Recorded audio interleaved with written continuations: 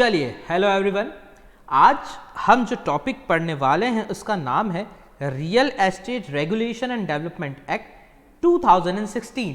Real estate का तात्पर्य है जो बड़ी बड़ी कॉलोनीज बनती है, लैंड डेवलप होते हैं, फ्लैट्स बनते हैं, कमर्शियल बिल्डिंग्स बनती है, जो भी लैंड को डेवलपमेंट करने से रिलेटेड प्रोजेक्ट होते हैं, रियल एस्टेट से रिलेटेड प्रोजेक्ट होते हैं, उसको रेगुलेशन और उसके एक्ट में उस चीज़ को डेवलप कैसे करते हैं, वो सारी चीज़ें इसके एक्ट 2016 का जो है उसके अंदर गवर्न होती है, उसके बारे में हम पढ़ेंगे।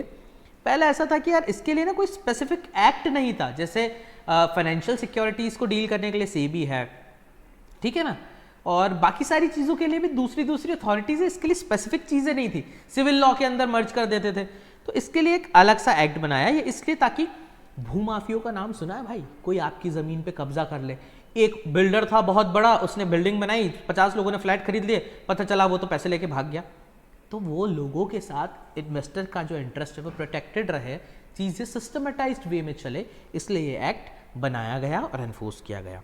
ठीक है, इस एक्ट के अंदर बहुत सारी चीज़ें, इसके ऑब्जेक्टिव्स देखा जाए तो it was formed majorly to promote what, transparency and accountability of developers in real estate sector. Transparency रहे, लोगों को पता रहे। आप रियल एस्टेट की वेबसाइट पे, रेरा की वेबसाइट पे जाकर देख सकते हो कि ये सच में रजिस्टर्ड है या नहीं। लोग बोस्ट करते हैं, दिखावा करते हैं, शो ऑफ करते हैं कि हम रेरा रजिस्टर्ड, क्वालिफाइड, ठीक है, ताकि एक उसकी ट्रस्टवर्दीनेस बढ़ जाती है।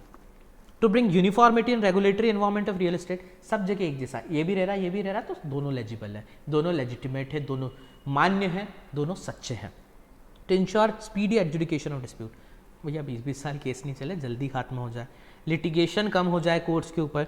और भी to promote growth of real sector, boosting domestic and foreign investment in real sector, ensure timely and efficient project execution and introduce professionalism and standardisation in real estate sector. इन कुछ घिसे पीटे इक्के दुक्के ऑब्जेक्टिव्स के लिए एक्ट बना।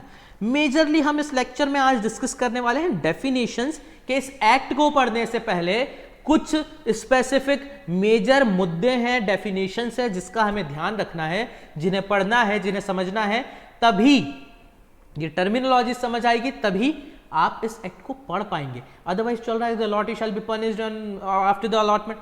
Sir allottee क्या है, अलॉटमेंट क्या है, रियल एस्टेट प्रोजेक्ट क्या है? आओ बताता हूं क्या है। पहला है allottee. Allottee means the person to whom a plot, ध्यान रखिएगा बच्चा, प्लॉट, अपार्टमेंट और बिल्डिंग हैज बीन अलॉटेड। सुनो मेरी बात, जब भी रियल एस्टेट प्रोजेक्ट की बात करेंगे, अपनी मम्मी की कसम खाएंगे, मैं भी साथ में खाऊंगा कि भैया मैं प्लॉट, अपार्टमेंट और बिल्डिंग, ये तीनों वर्ड की आज से जोड़ी बना दी मैंने। अमर अकबर एंथनी क्यों, भले अलग अलग नाम ले लूं, अमर बोल दूं, फिर 2 दिन बाद अकबर बोल दूं, लेकिन प्लॉट, अपार्टमेंट और बिल्डिंग हमेशा एक साथ बोलूंगा, हमेशा। पूरे एक्ट में ये चीज साथ साथ चल रही है, छोटा परिवार सुखी परिवार, प्लॉट, अपार्टमेंट एंड बिल्डिंग, ठीक है। अलॉटी मतलब ऐसा व्यक्ति, ऐसा person to whom plot, apartment और बिल्डिंग हैज बीन सोल्ड और अदरवाइज ट्रांसफर्ड बाय प्रमोटर, ठीक है। Transferred by promoter, sir promoter क्या होता है? अगली डेफिनेशन बच्चा उसी की लूंगा मैं, ठीक है, अगली डेफिनेशन उसी की लूंगा। And includes the person who subsequently acquires the said allotment through sale, transfer or otherwise, but does not include a person to whom such plot, apartment or building is given on rent। पहली चीज, allottee वो व्यक्ति है जिसको plot, apartment या building allot की गई है, सोल्ड की गई है या कोई अन्य तरीके से ट्रांसफर की गई है। कौन ट्रांसफर कर रहा है? प्रमोटर। किसको ट्रांसफर कर रहा है? अलॉटी को। वही तो व्यक्ति है जिसे मिल रहा है। Also inclusive definition, it includes the person who subsequently acquire the said allotment through sale, transfer और अदरवाइज, जो बाद में इस अलॉटी के बाद में किसी और को भी सेल करूं। जैसे रमेश भैया जो है वो क्या है? प्रमोटर। इसने लालू जी को अलॉट किया एक फ्लैट 102, लालू जी ने राम भैया को बेच दिया, ये भी अलॉटी, ये भी अलॉटी, ठीक है बच्चा। आगे बढ़ते हैं। अब हम सेकंड डेफिनेशन अपार्टमेंट की पढ़ने से पहले हम पढ़ेंगे कि भैया प्रमोटर कौन होता है। तो प्रमोटर कौन? प्रमोटर मींस अ पर्सन, याद रखना, लैंड, प्लॉट, बिल्डिंग वाली चीज, ठीक है। Promoter means a person who construct, जो बनाता है, और causes to construct. Sir construct और कॉजेज टू कंस्ट्रक्ट, बेटा कंस्ट्रक्ट मतलब स्वयं तो नहीं करेगा ना कंस्ट्रक्ट, उसके बैनर के अंदर करेगा, मजदूरों से काम करवाएगा। तो अ पर्सन हु कंस्ट्रक्ट और causes to construct what, a building consisting of apartment, a building consisting of apartment, building जिसमें अपार्टमेंट्स है, तो बिल्डिंग में अपार्टमेंट्स होंगे, और converting an existing building into apartment for the purpose. यहाँ पे apartment वाली बिल्डिंग की ही बात चल रही है पहले पॉइंट में। एक ऐसा व्यक्ति जो कंस्ट्रक्ट करता है या फिर causes to construct what, a building in consisting of apartment और converting an existing building into apartment. काय को लिए कर रहा है इतनी माथापोड़ी, for the purpose of sale. ये पहला पॉइंट हो गया। दूसरा point, a person who develops land into a project for the purpose of selling the plots in the set project. ऊपर बिल्डिंग बना रहा है, नीचे लैंड डेवलप कर रहा है, क्यों? प्लॉट काट काट के बेचूंगा भैया, डेफिनेटली प्लॉट काट के बेचेगा ना वो, इसीलिए तो लैंड को डेवलप कर रहा है।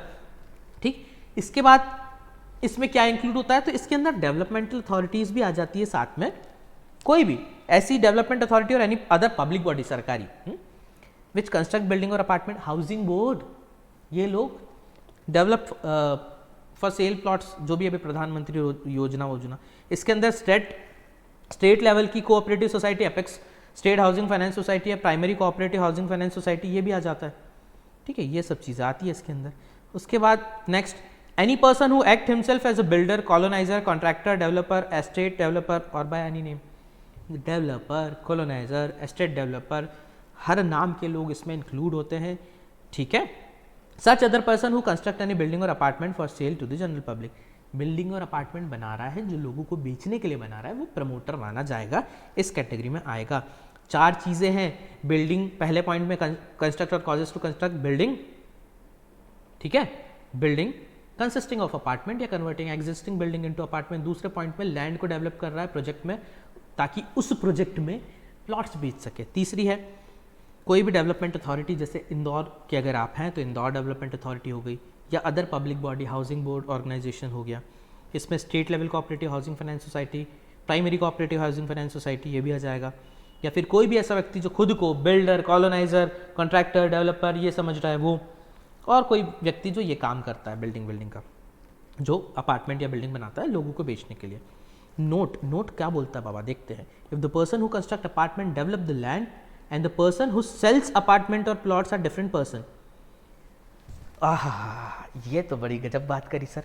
मैं अपन बिल्डिंगें बना रहे हैं, फ्लैट ही फ्लैट बनाए, बेचने वाले अपन ने अपने दोस्त को काम पे लगा दिया, तो भाई साहब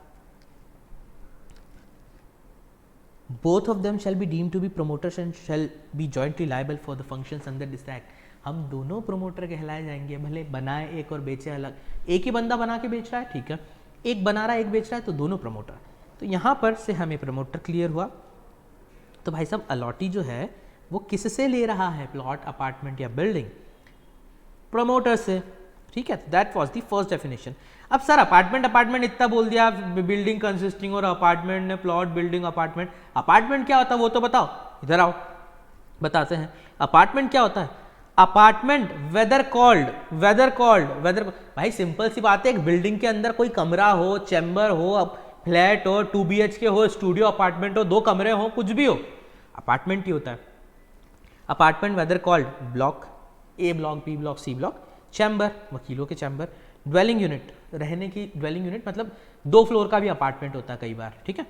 फ्लैट पता ही है, office, showroom, shop, godown, premises, suit, टेनमेंट, unit और बाय एनी अदर, किसी भी नाम से बोल लो अपार्टमेंट ही कहलाया जाएगा बच्चा। अलग अलग नाम से बोल दो, ऐसे कमरे होते हैं ना, ये सारी चीज़ें।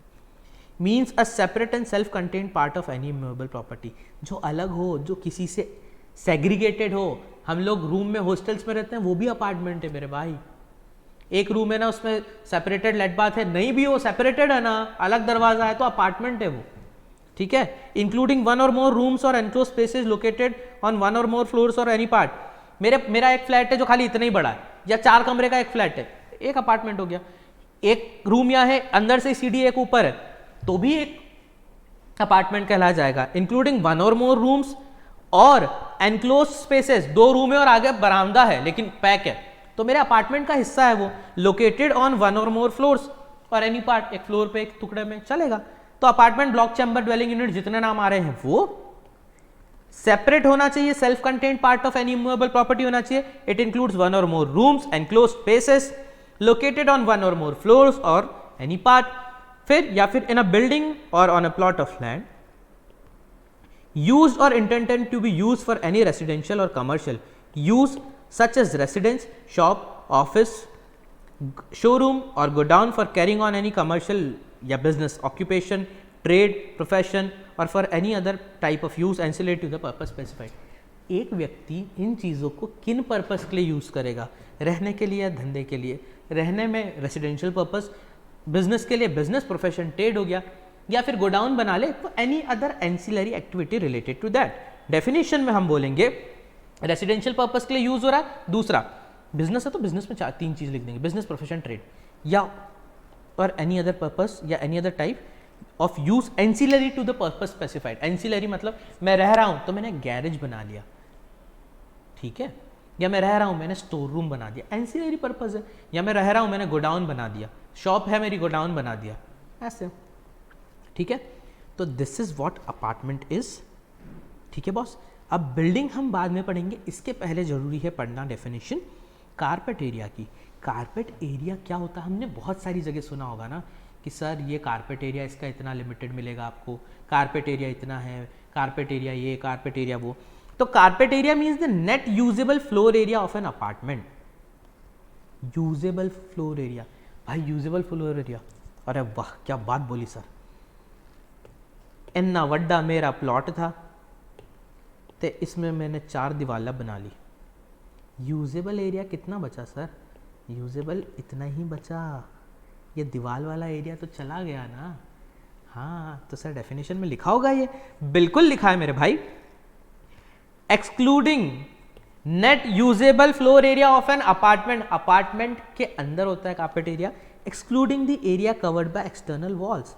एक्सटर्नल वॉल से जो एरिया कवर हो रहा है उसको एक्सक्लूड किया गया है. Areas under service shaft. Service shaft होती है ना, बहुत सारी चीज़ें ऐसी सर्विस के लिए हम बना के छोड़ देते हैं जो यूज़ नहीं आती है.